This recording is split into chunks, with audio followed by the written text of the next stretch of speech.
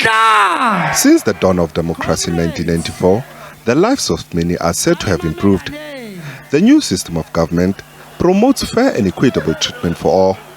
However, in recent years, life has been hard for many, with the cost of living increasing, the ever-growing unemployment rate, and retrenchments making things worse.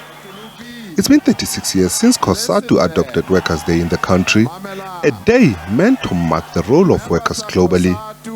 This year, just like in 1986, workers showed their frustration. Recently, there has been a significant challenge when it comes to the role of trade unions in South Africa, with members expressing loss of trust and confidence. What trade unions are facing at the moment in South Africa is a trend that we are seeing happening globally. Lack of inability to recruit new members, declining numbers of membership, lack of interest from young workers. In other words, that group of young workers that trade unions could really attract and increase their members, they are unable to find resonance with trade unions. This year's celebrations begs the question, are current unions relevant to the plight of workers? And does the problem lie with the close proximity of labor federations and political parties?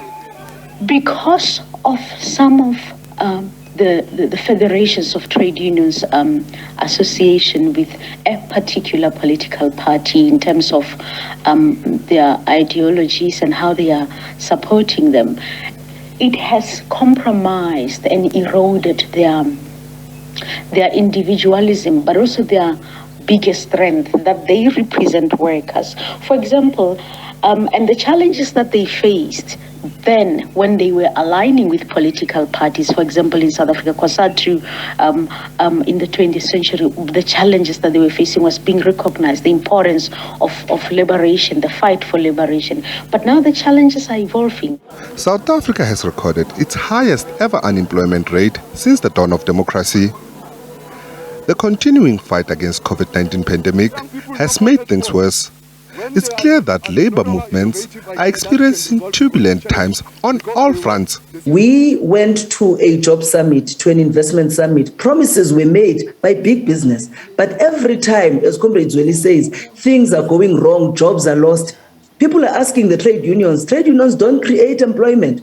There is a general anti-trade union sentiment, which is growing even amongst the black middle class.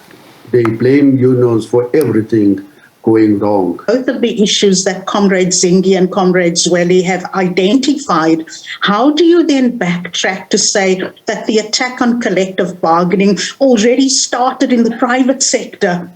The question is whether this has created yet another opportunity for the establishment of a new federation or a labor union. While in Mpumalanga, EFF leader Julius Malema said the party was working at establishing a labor union. We are preparing to have an EFF union. Just like before, workers have shown their frustration with government's rhetoric to intervene in their plight. It remains to be seen if this will be the time that government heeds to the call of its citizens. Nhlanhla Khatlhane, SABC News, Johannesburg.